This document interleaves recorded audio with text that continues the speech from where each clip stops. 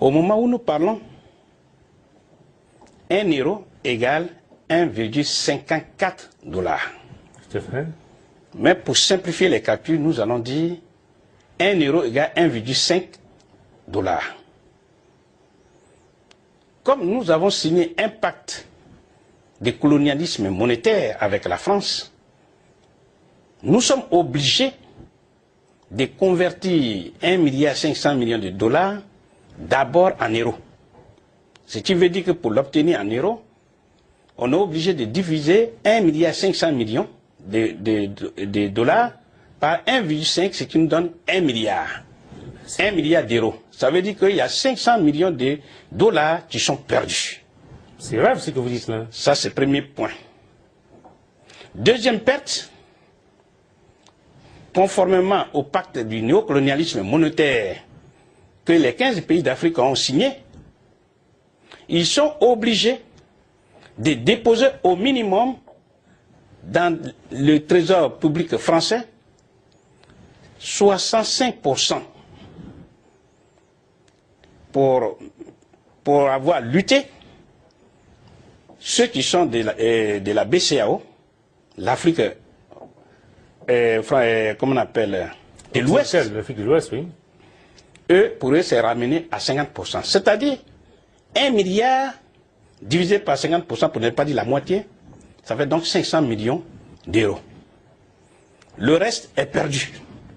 Pourquoi j'ai dit perdu? Parce qu'on fait comprendre aux Africains que les 500 millions, c'est-à-dire la moitié qui vient de déposer au trésor public français, ce qu'on appelle les comptes d'opération. C'est ce qu'on appelle les comptes d'opération, eh bien c'est pour les Africains. En réalité, c'est un leurre. C'est du vol scientifiquement organisé par l'ancienne puissance colonisatrice, c'est-à-dire la France, qui en fait n'a jamais décolonisé, qui n'a jamais régné, qui n'a jamais renoncé à ce passé ignominieux, qui avilit non seulement les Africains, mais aussi le peuple français, au nom duquel son gouvernement fait ce qui est inadmissible. Les comptes d'opération. Si vous voulez, on pourrait toujours revenir dessus pour ceux qui, pour la première fois, découvrent. Tout à fait. Ce système odieux. Qu'est-ce que ça veut dire? D'abord, peut-être pour aller plus loin, il faut dire, dans tous les pays du monde qui sont indépendants, souverains, la monnaie que ces pays-là utilisent relève de la compétence exclusive du Parlement, c'est-à-dire des représentants du peuple. Ou du peuple lui-même. Du peuple lui-même. Prenons le cas de la France, qui avait sa monnaie et qui a accepté d'utiliser l'euro, c'est-à-dire la devise européenne. Mais pour y parvenir, il a fallu consulter le peuple français. Par référendum. Par référendum en congrès. Et c'est le peuple souverain, en toute souveraineté, a dit que nous rejetons notre ancienne monnaie, le franc français, et nous prenons l'euro comme notre propre monnaie. Dans le cas des pays africains de la zone franc CFA, ce n'est pas le cas. Parce que le franc CFA, qui veut dire le franc des colonies françaises d'Afrique. Encore aujourd'hui. Encore aujourd'hui, on essaie de maquiller en disant le franc de la coopération financière en Afrique, etc. Je ne rentre pas dans ce débat. Parce que le problème est trop sérieux. Il faut informer rationnellement nos compatriotes qu'on maintient volontairement dans l'ignorance pour mieux les piller. Donc je disais, le franc des colonies françaises d'Afrique a été inventé à partir d'un rien par la France. Et ceci, le 25 décembre 1945. On est au lendemain de la guerre. C'est-à-dire juste après la guerre. Pourquoi? Parce que la France a hérité de ce système-là du nazisme allemand. Parce que pendant que la France était occupée par les Allemands ont créé un marque qui était utilisable uniquement dans les territoires que cette Allemagne occupait, notamment en France. Ils ont dû également l'utiliser alors en Afrique, au Togo, au Cameroun. Par exemple. Mais je veux me polariser sur ce problème pour mieux faire comprendre à nos compatriotes le problème réel. D'accord. Donc, les Allemands ont utilisé ce marque, je dirais colonial, ici en France, mais qui n'a pas cours légal en Allemagne. C'est-à-dire que ce n'est pas utilisé en Allemagne. Et pendant que l'Allemagne inventait ce marque-là, un marque était égal à 10 francs français. Et quand elle a inventé ce marque colonial, elle l'a mis à partir d'un rien, de façon autoritaire, un marque égale 20 francs français. C'est-à-dire qu'il y a eu une dévaluation. Une dépréciation. Une dévaluation 100%. Puisque du simple, on passe au double. Et vous remarquerez, en 1994, c'est la photocopie conforme que la France a fait sur les Africains. C'est-à-dire, on est passé d'un franc français, qui était égal à 50 francs CFA, à 100 francs. Donc il y a eu une dévaluation, non pas de 50%, mais de 100%. Là encore, il y a eu une mystification du langage de la France, et on a fait comprendre à tout un continent que la dévaluation était de 50%. Passons. Mais je reviens sur ce problème. Pourquoi la France avait inventé donc cette monnaie? C'était justement pour deux objectifs précis. Parce que quand la France a inventé ce franc des colonies françaises pour l'Afrique, et le franc des colonies, ces colonies qu'elle a dans l'océan Pacifique, on remarquait d'abord au passage qu'il s'agit tous des peuples noirs qu'elle avait colonisés et qu'elle continue de coloniser, mais sous des formes pour endormir la conscience des peuples noirs. Donc, en inventant cela, sortant de la guerre, elle avait deux possibilités. Première possibilité, utiliser l'arme militaire pour reconquérir son empire colonial qui s'était tourné vers le reste du monde. C'est-à-dire les produits africains avaient accès au marché sud-américain, par exemple, parce que la France était occupée. À peine libérée, eh bien, il lui fallait reconquérir son marché, ses marchés captifs d'Afrique. Se reconstruire. Et pour ça, elle a donc créé cette monnaie, le franc des colonies françaises. Et elle a dit, un franc français, puisque le franc français venait d'être dévalué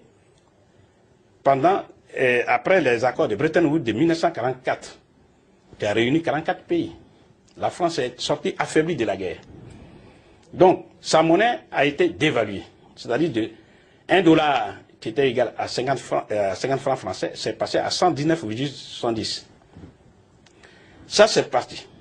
Donc, quand elle a créé, normalement, le franc français qui circulait dans les colonies devrait aussi être dévalué. Mais elle ne l'a pas fait. Pourquoi? Elle a dit, le franc des colonies françaises, pour 1 franc CFA, on a 1,70 francs français. Donc le franc CFA est plus lourd. 3 ans plus tard, en 1948, eh bien, la France a encore réévalué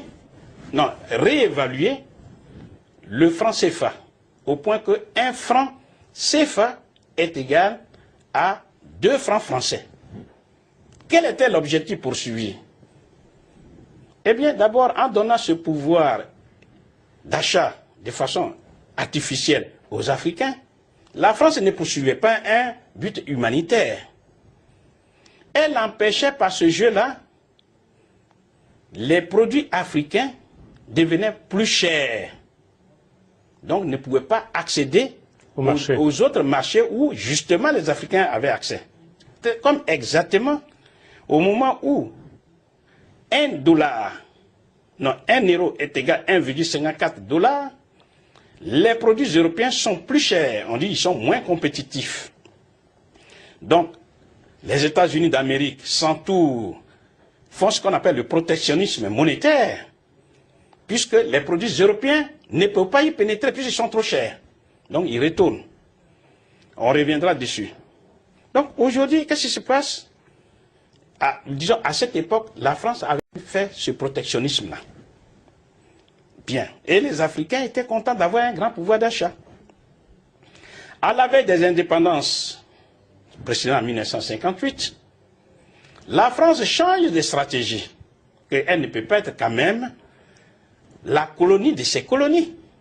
Donc elle va inventer une monnaie qui est à elle, qu'on appelle le nouveau franc français, de telle sorte que elle renverse la situation et un franc CFA qui était égal à 2 francs français est désormais égal à 0,02 francs français, c'est-à-dire 1 franc CFA égale 2 centimes de francs français. On commence à inverser la tendance. Voilà, elle a inversé la tendance. Et c'est resté comme ça, de 1948 jusqu'à la dévaluation de 1994, où maintenant, 1 franc français, non, 1 franc CFA est égal à 1 centime, un seul franc, 1 centime de franc français. Mais professeur, dites-moi, oui. Il y a justement, on avait déjà eu l'occasion d'évoquer la parité d'échange. Oui. Donc ces textes étaient écrits. Pourquoi en fait ce changement? Est-ce qu'il y a eu une négociation, une entente? Qu'est-ce qui s'est passé? Très bien.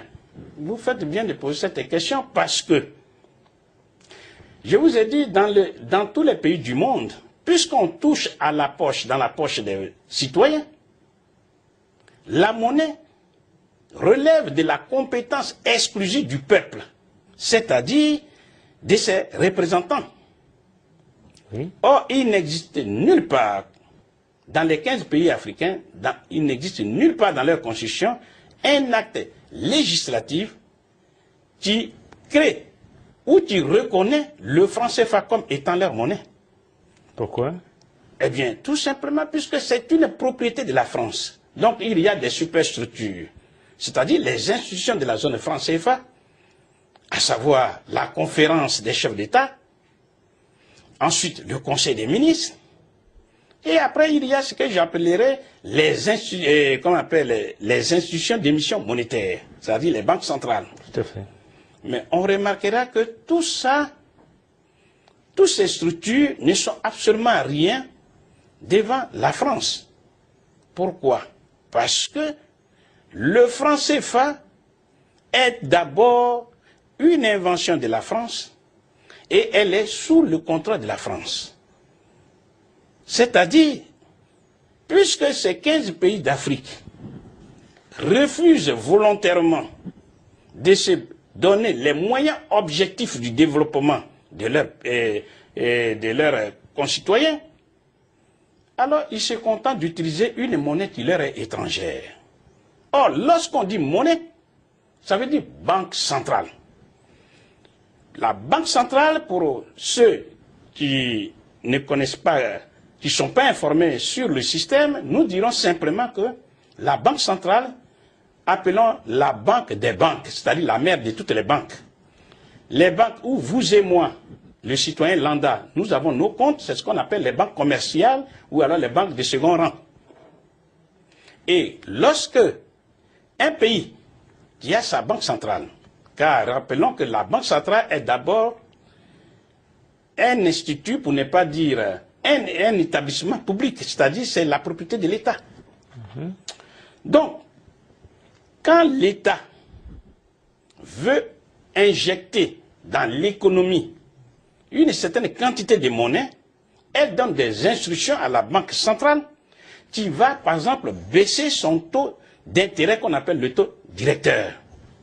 Et les banques commerciales où vous et moi, nous avons notre argent, va aller prendre cet argent, admettons, j'ai dit un exemple au hasard comme ça, si on lui facture 5%, si la banque centrale lui facture 5%, comme elle est par définition une banque commerciale, donc qui fait du commerce, donc qui gagne de l'argent, elle va donc essayer de mettre encore d'autres points, et par exemple, on va nous facturer à 5%, à 6%, 8%, etc. Puisque si elle ajoute 3 points, ça lui fera 5 plus 3, ça fait 8%. Et ainsi de suite. Si l'État, par sa politique monétaire, ne veut pas injecter de l'argent, une certaine quantité de monnaie, elle élève son taux directeur. D'accord. À travers la Banque centrale, laquelle Banque centrale va encore facturer à un taux plus élevé, va contraindre les banques commerciales de facturer à leurs clients des taux d'intérêt plus élevés. Mais mieux, elle peut faire ce qu'on appelle un encadrement des crédits, ou alors faire ce qu'on appelle des crédits sélectifs, dire qu'on peut vous prêter de l'argent à condition que vous investissez dans ce secteur.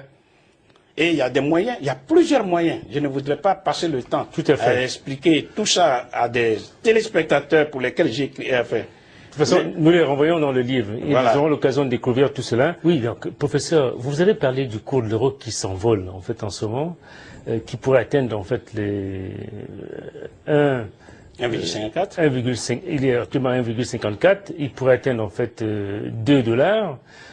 Dites-moi, professeur, quelle est la conséquence de cette inflation, comme on peut l'appeler ainsi, sur, justement, les citoyens lambda en Afrique? Voilà, disons, la conséquence est directe. Nous allons faire une supposition, et cette supposition, elle peut se réaliser après. On va supposer que 1 euro égale 2 $. Et comme je l'ai dit, puisque ces 15 pays d'Afrique ont refusé l'indépendance monétaire, sont obligés de convertir d'abord en euros. Donc, s'ils ont fait une recette, admettons, de 2 milliards de dollars, ils passent d'abord par l'euro, donc ils vont diviser par 2. Parce que leurs ventes se font en dollars. Parce que la vente se fait en dollars. D'accord. Donc, ils vont convertir en dollars, non, en euros, et ils vont avoir non pas 2 milliards, mais 1 milliard. Du coup, ils ont perdu 1 milliard de dollars. Dans l'hypothèse où 1 euro égale 1 dollar. C'est incroyable cette affaire. Et c'est pas fini.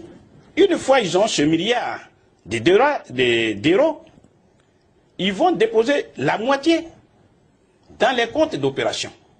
Ah oui, pour garantir leurs achats. Voilà. C'est-à-dire que là encore, il y a ce que je pourrais appeler un mensonge scientifiquement élaboré par la France, puisque quand on parle de ce problème, les gens disent, mais la France garantit notre monnaie. Non. Ceux qui vont lire le livre auront le temps de comprendre. La France ne garantit rien. Ce sont les Africains eux-mêmes qui garantissent leur monnaie. Leur prétendue monnaie, je voudrais dire. Parce que qu'est-ce qu'on entend par le mot garantie, en fait? Il y a dans le franc CFA, il y a ce qu'on appelle les 4 principes. Le principe de la libre convertibilité. Oui, tout à fait, on a dit ça. Des CFA, hier en francs français et maintenant en dollars, non, en euros. On dit la France prend l'engagement, s'engage à garantir cette libre convertibilité. C'est ça, on reviendra dessus.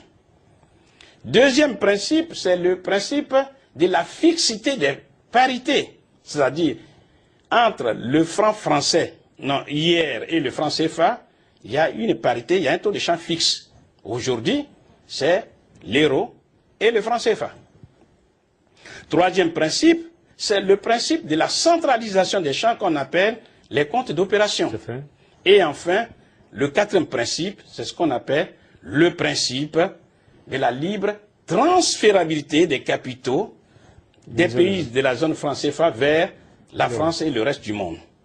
Ces 4 principes, d'une part, et les institutions dont j'ai parlé plus haut, c'est-à-dire la Banque centrale, ont été conçus à l'époque coloniale et tous convergent vers un même objectif, c'est-à-dire piller les richesses de l'Afrique au profit de la métropole. C'est ça. Donc, si on prend chacun de ces principes, contrairement à ce qu'on fait comprendre, tout ça, c'est toujours en faveur de la France. Prenons ce principe de la libre convertibilité. Si c'est pour convertir les francs CFA en euros, hier en francs français et en euros, on ne voit toujours pas quel est l'intérêt des Africains à vouloir hypothéquer leur avenir. Je prends un exemple. Je connais un agent de change ici, à la gare du Nord, un jeune Indien, qui me dit, il me donne la certitude que, quel que soit le montant des francs CFA avec lesquels je vais venir d'Afrique, il peut me les convertir. Il me donne la garantie qu'il peut les convertir moyennant perception des commissions, ce qui est normal. Tout à fait. C'est ce que la France a fait. Cette opération commerciale, est-ce que pour ça, on a besoin vraiment de se rendre ridicule jusqu'à même se laisser exploiter? Dépouiller. Dépouiller. Maintenant, l'autre phase qu'on dit, la France garantit, parce que il y a possibilité pour les pays africains d'avoir un débit illimité, c'est-à-dire ils ont des comptes ici, qu'on appelle les comptes, ce sont des comptes courants, qui sont ouverts au Trésor public français et qui peuvent être débiteurs de façon illimitée. Là encore, c'est un mensonge. On les soupçonne d'être des mauvais gestionnaires. Non, c'est un mensonge parce que si votre banquier vous dit que vous pouvez avoir une ligne de crédit illimitée, ça veut dire que vous ne pouvez même pas aller chez un autre banquier puisque là, vous pouvez aller prendre des crédits de façon illimitée en plus. Ce qui n'est pas le cas. Il y a partout des créanciers des pays africains, de la zone franc CFA. Ça veut dire que ça, c'est encore un mensonge scientifiquement élaboré. Et je crois que ceux qui vont lire le livre auront le privilège de voir tous les détails. Ça, c'est le premier point. Le principe de la fixité des parités, c'est ça qui tue aujourd'hui les Africains. Puisque partout on chante, on glorifie la France en disant que voilà, grâce à la France, on a une monnaie forte. Grâce à la France, eh bien, on a une monnaie qui ne perd pas de la valeur, etc. Il ne fluctue pas. Nous disons que tout ça encore, c'est de la mystification inutile, qui est là pour encore maintenir les Africains dans la dépendance. Pourquoi? Les pays du Maghreb, prenons le Maroc, prenons le cas de l'Algérie et tous ces pays-là. Aujourd'hui, pour un euro s'échange contre 9 dirhams, qui est la monnaie du Maroc. Les gens qui disent qu'ils ont une monnaie convertible et ils commencent à se vanter, eh bien, le Maroc, dont la monnaie n'est pas convertible, vient de signer un contrat de 3 milliards d'euros avec la même France. Et je rappelle que, contrairement à ce qu'on leur fait comprendre, que c'est parce qu'on a une monnaie convertie que ça va faire appel à des investissements directs étrangers qu'on appelle les IDE. Là encore, c'est un mensonge grossier. Parce que le premier pays apporteur des IDE en Afrique, précisément au Maroc, c'est bien la France. Mais pourquoi, professeur, depuis que vous menez ce combat, pourquoi, je ne sais pas, est-ce que vous avez rencontré d'ailleurs des dirigeants politiques africains, des cadres en fait qui font des opérations économiques? Disons que, vous savez que quand on mène un combat d'une telle ampleur, il ne faut pas toujours s'attendre à des facilités. Surtout, les difficultés viennent du côté de ceux-là même pour lesquels nous luttons. J'ai rencontré effectivement des dirigeants. Je vais par exemple citer le cas du président Mathieu Kérékou du Bénin, qui m'a reçu un jour de 20h30 jusqu'à 23h. Et d'après lui, il n'avait jamais compris un système comme ça. Ça, c'est le premier point. Deuxième personne que j'ai rencontrée, prenons ATT, c'est-à-dire le président du Mali actuel, il a même le livre. On s'est rencontrés ici à Paris, je lui ai expliqué, il a le livre. J'ai rencontré à l'époque l'ancien gouverneur, M. Konan Bani, qui est un compatriote. J'ai été à Dakar, je lui ai donné le livre, il n'était pas là, on s'est rencontrés ici à Paris, et je lui ai rappelé, il a dit, ah, c'est toi qui as écrit le livre. Le français fait l'erreur contre l'Afrique. J'ai dit oui, il dit, mais moi-même je suis contre toi. Et puis on a rigolé, et puis c'est passé. J'ai rencontré aussi Jacob Zuma, on espère le futur président de l'Afrique du Sud. Il a le livre. Bon, je mène le combat, je fais ce que je peux pour dire, nulle part, on ne voit nulle part sur la terre un pays qui est sérieusement développé sans son indépendance monétaire. Ça n'existe pas. Pourquoi? Parce que l'indépendance politique et l'indépendance monétaire ou la souveraineté monétaire constituent les deux faces de la même médaille. Parce que c'est en utilisant sa monnaie qu'on permet au génie inventif, aux forces du travail de se mettre en mouvement de création des biens et services. C'est sur cette invitation... Et ce n'est que seulement cela qu'on peut affermir, on peut d'abord acquérir l'indépendance économique qui elle-même va raffermir l'indépendance politique. Tout le reste, c'est du mensonge. Merci, professeur. C'est sur cette invitation, justement, à réaffirmer cette indépendance monétaire, monétaire et politique, que nous allons donc clore ce rendez-vous du Club Melvic. Et je crois que, certainement, professeur, on aura encore besoin de vous pour une autre émission, parce que celle-ci, en fait, s'achève malheureusement. Et une fois de plus, pour le livre. Pour le livre, en tout cas, j'invite ceux qui veulent rencontrer le professeur, en fait, Nicolas Gbowou, à venir au Salon du Livre à la Porte de Versailles, donc du 14 au 19 mars. Mais aussi, voilà, une fois de plus, sur le site menebic.com, vous aurez l'occasion de converser avec le professeur Nicolas Gbowou.